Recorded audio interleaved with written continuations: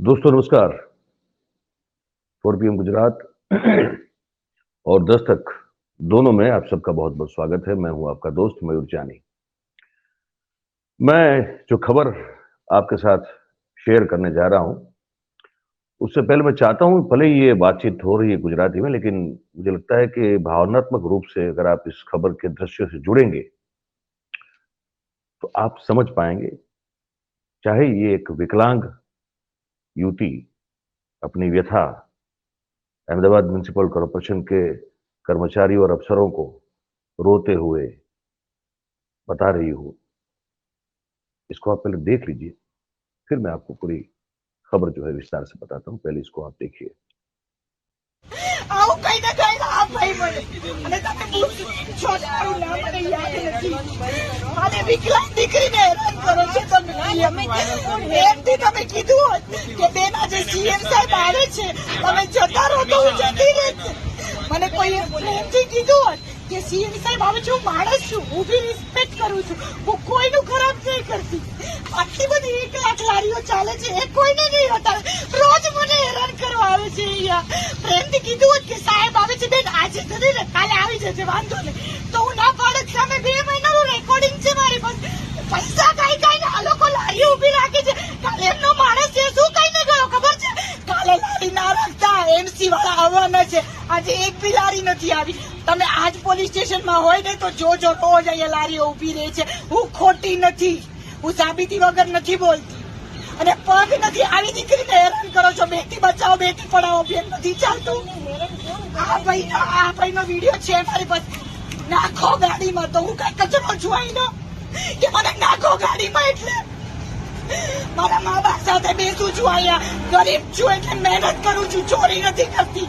કોઈને મારતી નથી ભીખ નથી માંગતી અને ગુજરાતની બધી પબ્લિક મને સપોર્ટ કરવા આવે છે રોજના 1000 લોકો પરિવાર સાથે ચા પીવા આવે છે અહીંયા અને 10 રૂપિયામાં ખાલી હું આપઘાત ના કરું ને ડિપ્રેશનમાંથી એટલે અહીંયા આવી છું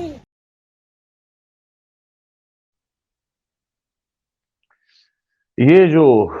युवती है उसका नाम नेहा भट्ट है। विकलांग है या तो दिव्यांग, जो भी आप शब्दों में इसको ढालना चाहें, जैसे भी कहें,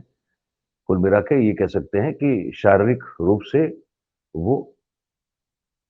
अशक्त इसलिए है क्योंकि उनका जो एक पैर है वो नहीं है, वो किसी एक कारणवश उसमें नहीं जाएंगे, लेकिन वो पैर नहीं है उनका। एक पैर में वो वाला वो जो नकली पैर लगता है ना, वो उनको लगाना पड़ता है, तब जाके वो कुछ मूवमेंट कर सकती है, कुछ कर सकती है। और जो उनके साथ हुआ था उसको लेकर उनकी मन में बहुत एक डिप्रेशन सा मामला उनका था, डिप्रेशन में वो चली गई थी। ये जो युवती है, ये कह रही है इस वीडियो में कि एक तरफ से आप बेटी बचाओ बेटी पढ़ाओ के नारे लगाते हैं, सूत्रोच्चार करते हैं, प्रचार प्रसार करते हैं इस बात का। मैं भी एक बेटी हूं, मैं यहाँ इसलिए चाय की टपरी चला रही हूं क्योंकि मेरे परिवार और मैं ये नहीं चाहते कि मैं एक पांव गंवाने के दुख और गम में कहीं मेंटली डिस्टेबल होकर आत्महत्या ना कर दूं। मैं अगर चाय की टपरी चलाती हूँ, लोग आते हैं, उनके साथ मेरी बातचीत होती है। चाय तो ठीक है, 10 रुपए का एक चाय में बेचती हूँ, लेकिन मैं जिंदगी को महसूस कर सकूं फिर से, मुझे भी लगे कि मैं भी इस समाज का हिस्सा हूं, इस सोच से जो है मेरा मन थोड़ा प्रफुल्लित हो, मैं ये काम करती हूँ। और आप लोग जो हैं, मुख्यमंत्री अगर आ रहे हैं यहाँ पे, आपने हमको बता दिया होता कि आपको एक दिन के लिए यहाँ से आपका चाय का जो ये ठेला है ये वहां से हटा लेना है, तो मैं हटा लेती। लेकिन उसको जो है मुझे इस तरह से क्यों ट्रीट किया जा रहा है जैसे मैं खुद एक कचरे का ढेर हूं। अहमदाबाद म्युनिसिपल कॉरपोरेशन के कर्मचारी ने जिस तरह से बर्ताव किया मेरे साथ, ये क्या मैं उस तरह के बर्ताव को सहन करने के लिए मैं उसकी हकदार हूं क्या? मतलब मुझे इस तरह से ट्रीट किया जाए, मैंने ऐसा कुछ किया है? ये अपनी व्यथा वो पुलिसकर्मी, जो महिला पुलिसकर्मी थी वहां खड़ी थी, उसको बता रही थी। साथ में ये भी कह रही थी कि ये सब मिले हुए हैं और भी ठेले वाले यहाँ पे लगते हैं, इसी लाइन में सब ठेला लगा के खड़े होते हैं। लेकिन अहमदाबाद म्युनिसिपल कॉर्पोरेशन के कर्मचारी उनसे हफ्ता लेते हैं, और इसीलिए जब आज के दिन मुख्यमंत्री का यहाँ पे आना था, तो सबको एक दिन पहले इन लोगों ने बता दिया था, ताकि ये लोग आज कोई ठेला यहाँ पे रखे नहीं, और मुझे सिर्फ टारगेट करने की कोशिश की जा रही है। अब क्योंकि पाँव जो है जांघ से थोड़े नीचे के हिस्से से कटा है, तो वहां तक जो है उनको वहां से भी नकली पैर लगा है वहां पे, इस जो युवती है इसका। और इस कारण जो है ये पूरे कपड़े नहीं पहन सकती, क्योंकि बहुत कठिनाई होती है अगर आपको शौच आदि या क्रिया के लिए जाना हो। आप बार बार जो है उस तरह से आप कंफर्टेबल नहीं फील कर सकते हैं। विकलांग इस तरह के जो होते हैं, हमारे जो दिव्यांग भाई बहन होते हैं, वो शॉर्ट्स पहनती है। अब उसको लेकर भी बहुत सारी टिप्पणी इस युवती को सहन करनी पड़ रही है। मैं एक बार फिर से आपको ये छोटा सा ये जो वीडियो है दिखाना चाहूंगा, और उसके बाद फिर आज क्या हो रहा है आगे इस युवती के साथ, ये भी मैं आपको बताऊंगा। जरा देखिए इसको। આવું કઈ ને કઈ આ ભાઈ મને અને તમે પૂછો મારું નામ મને યાદ નથી અને વિકલાંગ દીકરીને હેરાન કરો છો તમે એમથી તમે કીધું હોત કે બેન આજે સીએમ સાહેબ આવે છે તમે જતા રહો તો હું જતી રહીશ મને કોઈ પ્રેમથી કીધું હોત કે સીએમ સાહેબ આવે છે હું માણસ છું હું બી રિસ્પેક્ટ કરું છું હું કોઈનું ખરાબ નહીં કરતી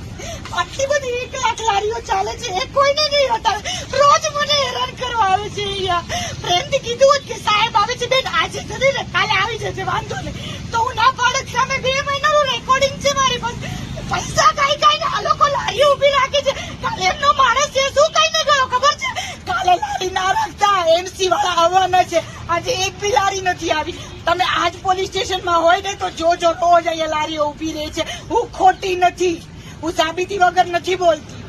અને પગ નથી આવી દીકરીને હેરાન કરો છો બેટી બચાવો બેટી પઢાઓ બેન નથી ચાલતું આ ભાઈનો વિડીયો છે મારી પાસે નાખો ગાડીમાં તો હું કઈ કચરો છું અહીંનો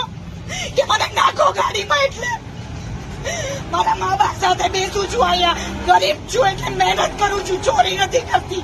કોઈને મારતી નથી ભીખ નથી માંગતી અને ગુજરાતની બધી પબ્લિક મને સપોર્ટ કરવા આવે છે રોજના 1000 લોકો પરિવાર સાથે ચા પીવા આવે છે અહીંયા અને 10 રૂપિયામાં ખાલી હું આપઘાત ના કરું ને ડિપ્રેશનમાંથી એટલે અહીંયા આવી છું હું।